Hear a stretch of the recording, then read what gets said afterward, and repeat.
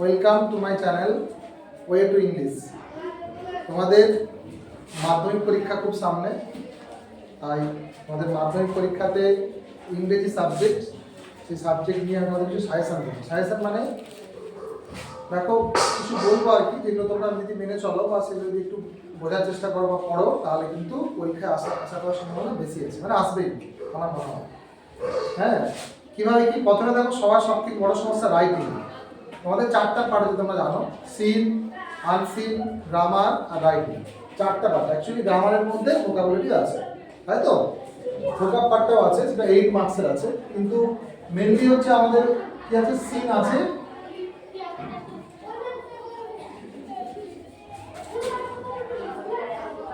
Scene আছে, 2 নম্বর unseen আছে, তাই তো? তারপরে আবার 3 নম্বর পার্ট হিসেবে বলতে পারি আমরা হচ্ছে গ্রামার আর ভোকাবুলারি, ভোকাব পার্ট, তাই তো? এটা 8 মার্কস। গ্রামার আছে 12 নম্বরে, আর ভোকাব যে পার্টটা আছে ওটা আছে 8 মার্কসের আছে। এটা 20 মার্কস, তোমরা সবাই জানো। ওটাও 20 মার্কস। কিন্তু এর মধ্যে একটা কি পড়বে, এর মধ্যে একটা তোমাদের প্রোজ পড়বে। প্রোজ থাকবে 12 মার্কসের, আর পোয়েম থাকবে একটা 8 মার্কসের। Total 20 marks. সিন আনসিনে তো একটাই তোমাদের পড়ে, সেটা হচ্ছে প্রোজ পড়ে, একটা গদ্য পড়ে, সেই গদ্যের মধ্যেই তোমাদের 20 মার্কস থাকে। সেখানে তোমাদের এমসিকিউ থাকে, তোমাদের এসএকিউ থাকে, ট্রু ফলস থাকতে পারে, এইগুলো আছে। তোমরা ভাগগুলো জানো অনেকে, কিন্তু আমি এগুলো লিখছি না কি কি পড়বে, তোমাদের কি কি সিলেবাস আছে ওটা তোমরা জানো সবাই, তাও লিখে দিলাম একবার। কিন্তু আমার হচ্ছে আজকে আলোচনার বিষয়, সেটা হচ্ছে কি কি পড়তে পারো, তাই তো?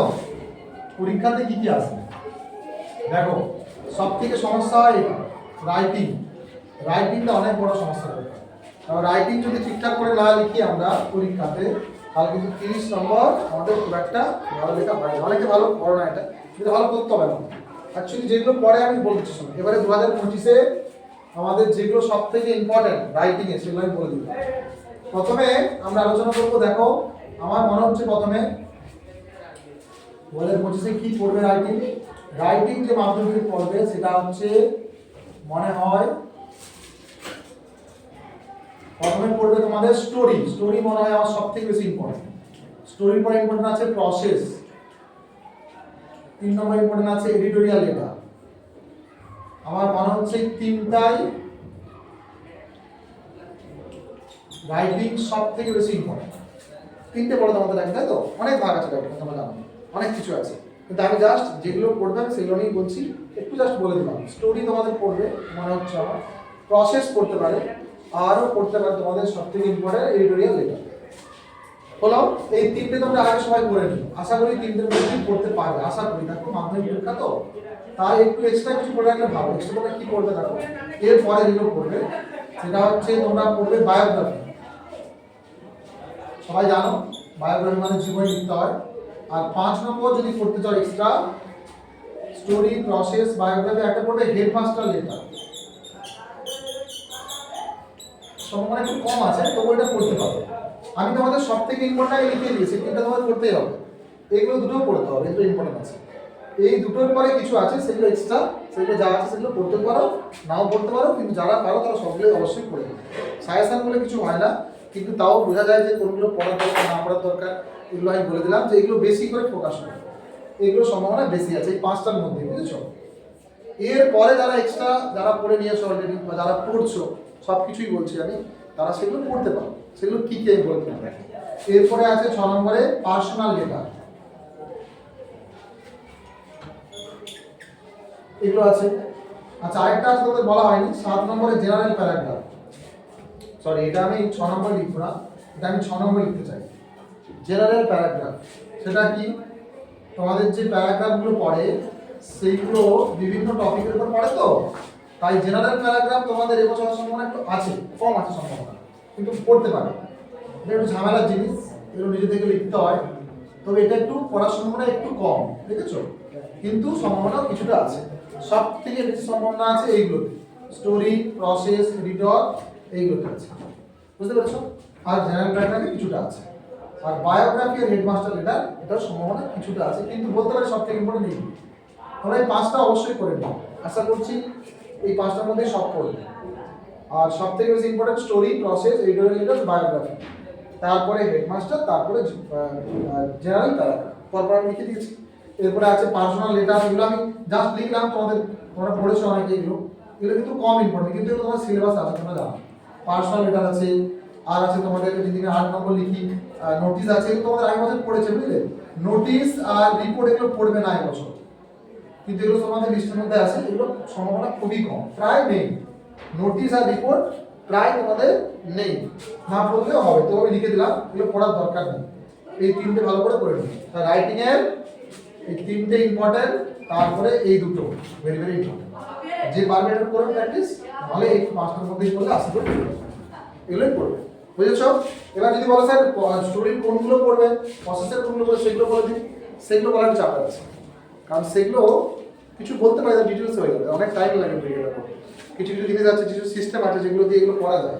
মানে যে কোনো স্টোরি, যে কোনো প্রসেস, তোমাদের এডিটোরিয়াল লেটার বা বায়োগ্রাফি বা হেডমাস্টার লেটার, এগুলো আমাদের লেখা জানতে হবে, নিজে থেকে লেখা শিখতে হবে।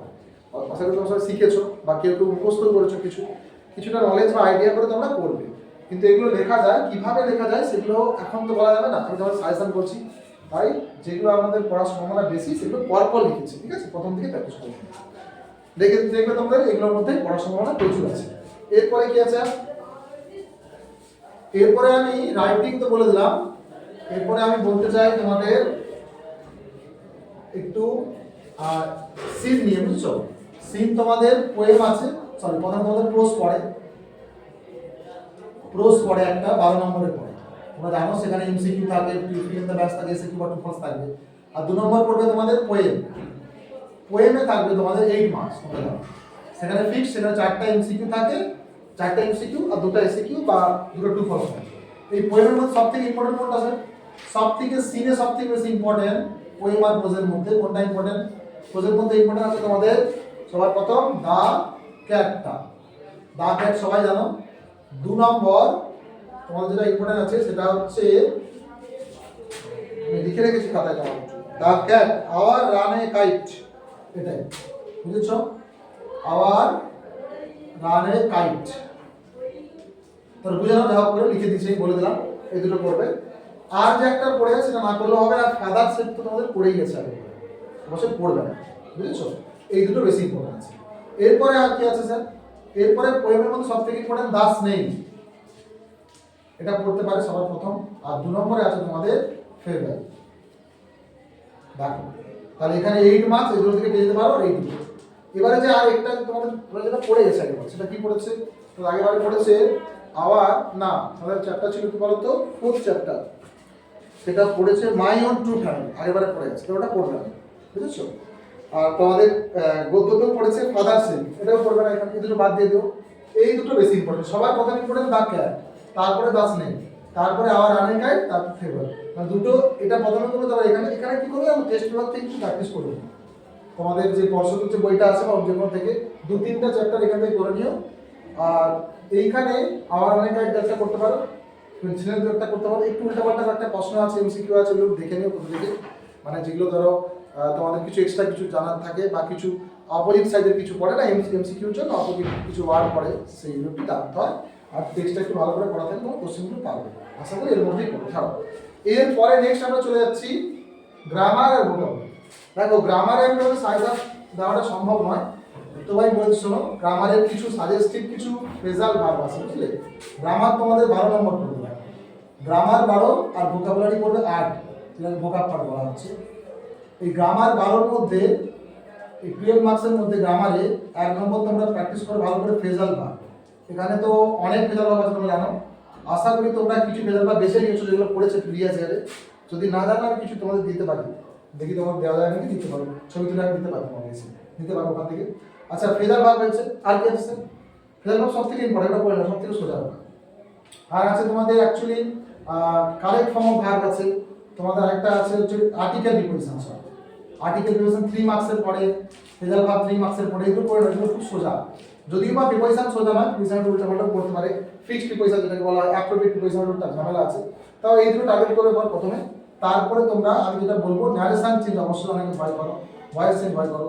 আমি বলবো ন্যাশনাল যদি ইন্টারোগেটিভ সেন্টেন্সটা পরীক্ষায় করবে, ইন্টারোগেটিভ ভয়েস চেঞ্জে পড়বে অ্যাসার্টিভ, সব থেকে বেশি ইম্পর্টেন্ট। গত কয়েক বছর ধরে শুধু অ্যাসার্টিভই পড়ে এসেছে, আর ইন্টারোগেটিভ ন্যাশনাল কিন্তু পড়ে আসছে প্রতিবারে। তাই ইন্টারোগেটিভের পরে তোমার যে পাওয়াতে একটু করে দিলে ইম্পারেটিভ, আর একটা আছে এক্সক্লামেটরি। ইম্পারেটিভ পড়বে আর একটা এক্সক্লামেটরি পড়বে, বুঝেছ?